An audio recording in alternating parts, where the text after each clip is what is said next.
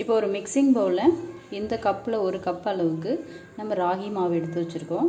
இதை நான் வந்து நல்லா சளிச்சு எடுத்து வச்சுருக்கேன். இப்போ அது கூட 2லேருந்து 3 டேபிள் ஸ்பூன் அளவுக்கு கோதுமை மாவு எடுத்து வச்சுருக்கேன். அதையும் இதில் ஆட் பண்ணிக்கலாம். அது கூடவே ஒரு 2 டேபிள் ஸ்பூன் அளவுக்கு பால் பவுடர் எடுத்து வச்சுருக்கேன். இது ஆப்ஷனல் தான், நீங்கள் வேணும்னா ஆட் பண்ணிக்கோங்க, வேணும் இல்லைனா இல்லாமல் கூட செய்யலாம், நல்லா தான் இருக்கும். இது கூட ஒரு 1/3 கப் அளவுக்கு சுகர் பவுடர் பண்ணி எடுத்து வச்சுருக்கேன். அதை இதில் ஆட் பண்ணிக்கலாம். கொஞ்சம் கொஞ்சமாக ஆட் பண்ணிக்கலாம்.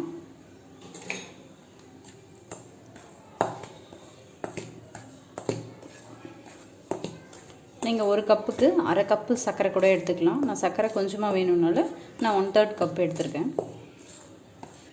இது கூட ஒரு 1/4 டீஸ்பூன் அளவுக்கு பேக்கிங் சோடா எடுத்து வச்சுருக்கேன். இதை ஆட் பண்ணிக்கோங்க.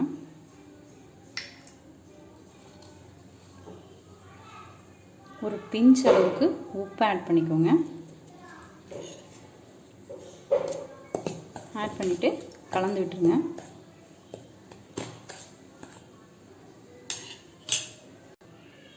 இப்போ நம்ம குக்கீஸ் செய்கிறதுக்கு பட்டர்லாம் எதுவுமே யூஸ் பண்ணாமல் ஆயில் யூஸ் பண்ண போகிறோம். நான் வந்து அரை கப்பு ஆயில் யூஸ் பண்ண போகிறேன். 1 கப் மாவுக்கு அரை கப் ஆயில். இதை கொஞ்சம் கொஞ்சமாக ஆட் பண்ணி கலந்து விட்டுக்கோங்க.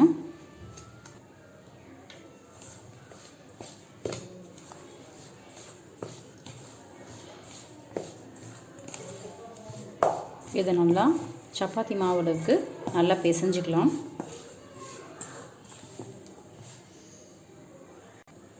இப்போ மாவு வந்து இந்த அளவுக்கு பிசைஞ்சாச்சு. இப்போ இதில் நம்ம வந்து இப்போ எனக்கு கொஞ்சம் ஒரு டேபிள் ஸ்பூன் அளவுக்கு பால் சேர்த்துக்கலாம். கொஞ்சம் கெட்டியாக இருக்க மாதிரி இருக்குது, ஸோ அதுக்காக.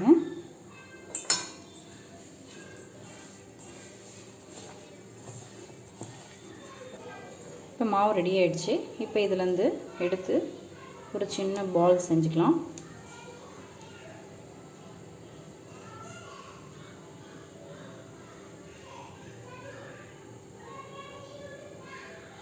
அதை இந்த கையில் வச்சு லைட்டாக ப்ரெஸ் பண்ணுங்கள். நம்மளுடைய குக்கீஸ் ரெடி ஆகிடுச்சு. இதே மாதிரி நம்ம எல்லாத்தையும் செஞ்சு வைக்கலாம். இப்போ இதில் நம்ம இந்த மாதிரி ஃபோர்க் யூஸ் பண்ணி இதை நல்லா ப்ரெஸ் பண்ணுங்கள்.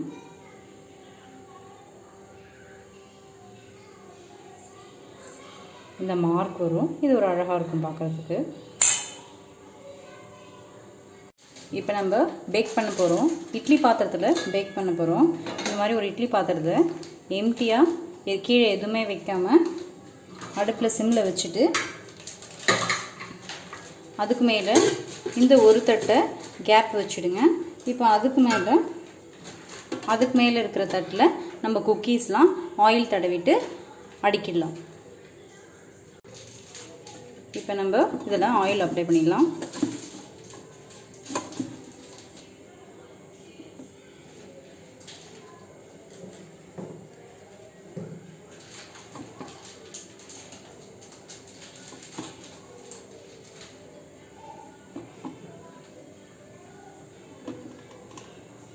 இப்போ நம்ம அடுத்த தட்டுலையும் அதே மாதிரி ஆயில் அப்ளை பண்ணி குக்கீஸ்லாம் அடுக்கியாச்சு. இதை நம்ம ஒரு 10லேருந்து 15 நிமிஷம் சிம்மில் வச்சு நம்ம பேக் பண்ணி எடுக்கலாம்.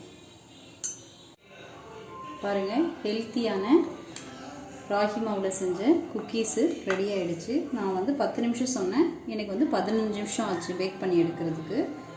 ரொம்ப டேஸ்ட்டாக இருக்குது. சூடாக இருக்கும்போது கொஞ்சம் வந்து சாஃப்டாக தான் இருக்கும். ஆறுன பிறகு பார்த்திங்கன்னா நல்லா கிறிஸ்பியாக இருக்குது. நீங்களும் இந்த ரெசிபியை வீட்டில் ட்ரை பண்ணி பாருங்கள். பிடிச்சிருந்துன்னா லைக் பண்ணுங்கள், ஷேர் பண்ணுங்கள், கமெண்ட் பண்ணுங்கள், சப்ஸ்கிரைப் பண்ணுங்கள். தேங்க்ஸ் ஃபார் வாட்சிங்.